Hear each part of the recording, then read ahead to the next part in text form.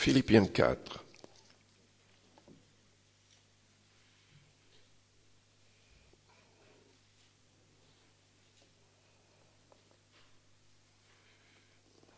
Le problème avec Samson,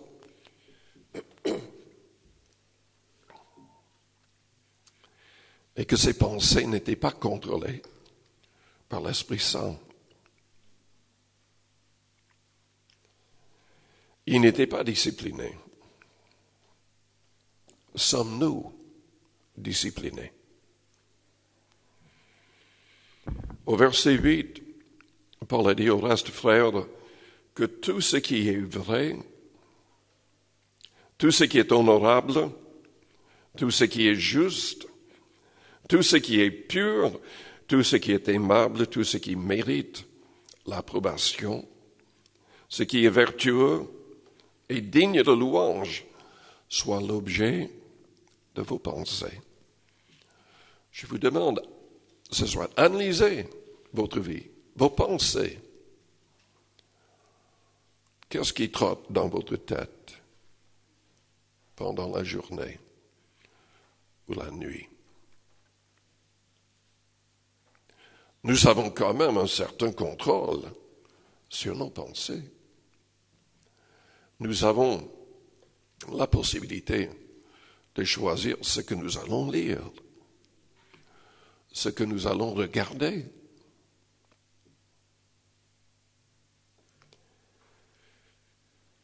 Ce que vous avez appris, reçu et entendu de moi, et ce que vous avez vu en moi, pratiquez-le, et le Dieu de paix sera avec vous.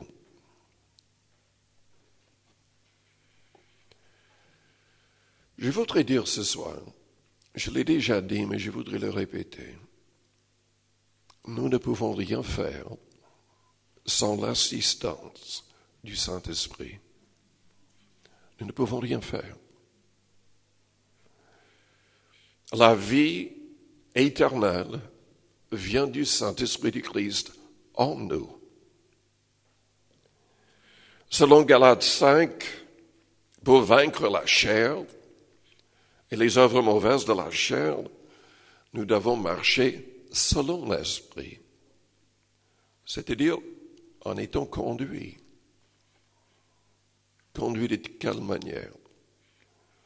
En étant conduits loin des personnes qui pourraient nous amener vers le bas, loin des influences qui pourraient nous détruire.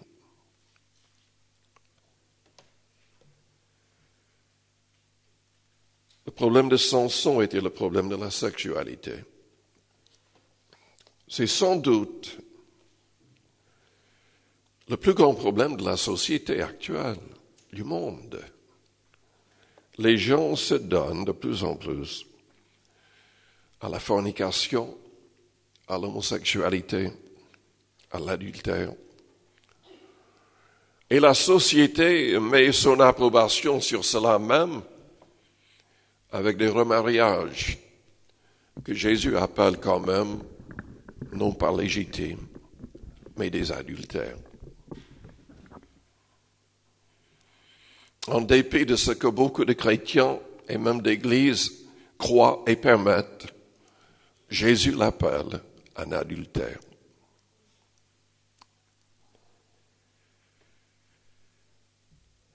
Mais la sexualité n'est pas le seul problème. Lisons un instant dans Romains au chapitre 1er.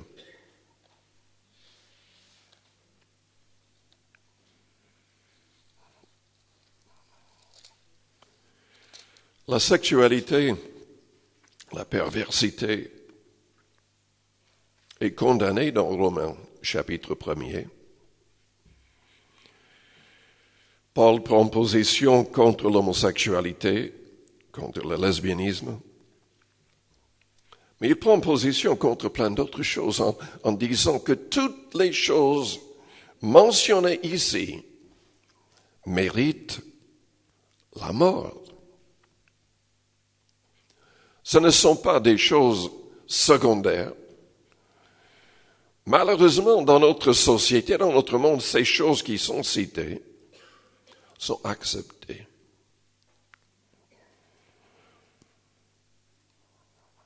Parfois, ils sont même applaudis.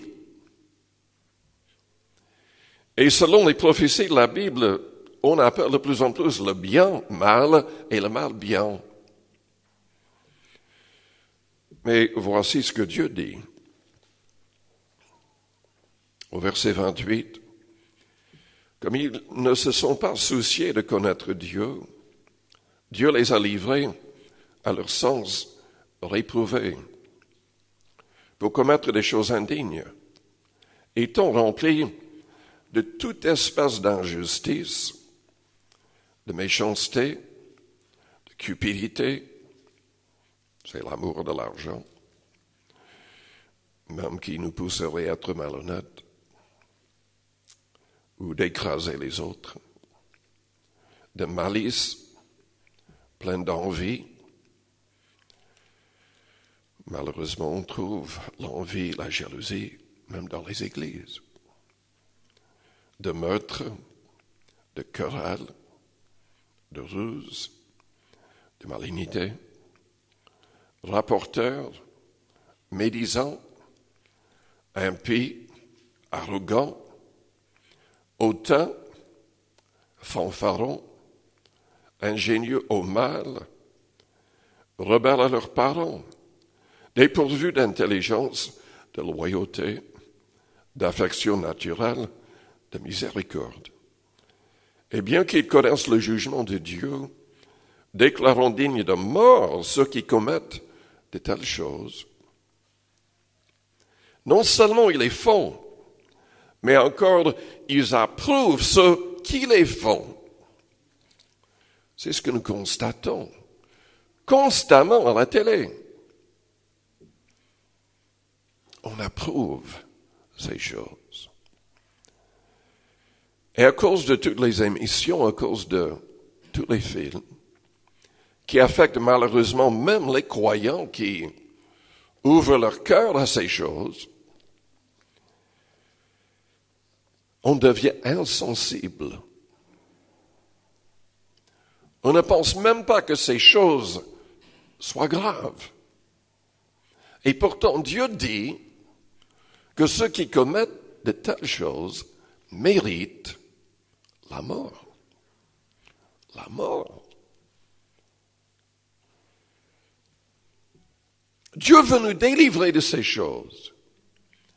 Et il veut agir au travers de nous. Il veut nous équiper pour délivrer les autres. Mais nous devons être délivrés en premier nous-mêmes. Est-ce que vous êtes délivrés? Est-ce que vous êtes équipés spirituellement pour aider les autres?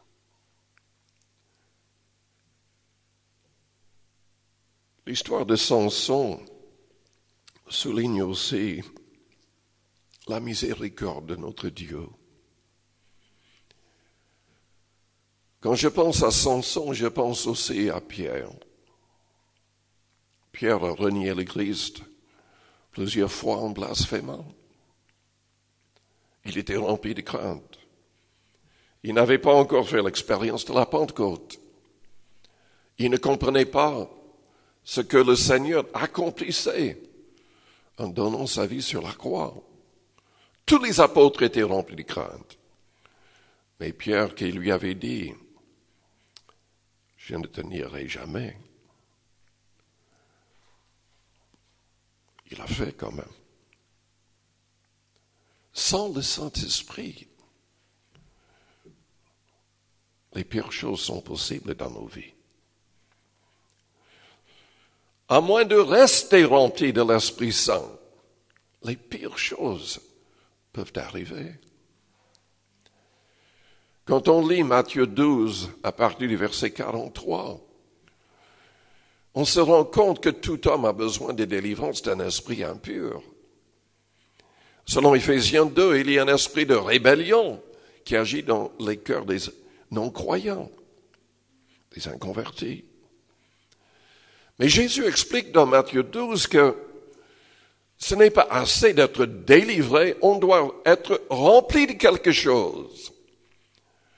remplis de sa parole. On doit demeurer dans sa parole pour connaître la vérité et être pleinement libre.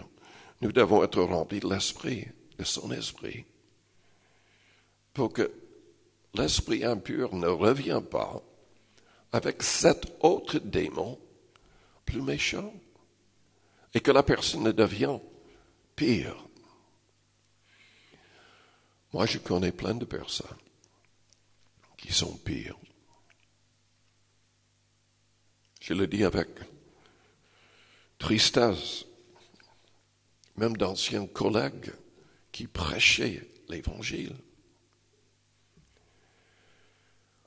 qui n'étaient pas disciplinés, qui ne gardaient pas leur cœur, qui ont ouvert la porte aux esprits mauvais. Certaines de ces personnes sont dans un tel état que je refuse de leur parler. Je refuse de leur parler. Ils n'ont aucun respect pour le Seigneur, pour sa parole. Ils sont complètement entre les mains de l'ennemi et il n'y a pas le moindre désir de se repentir.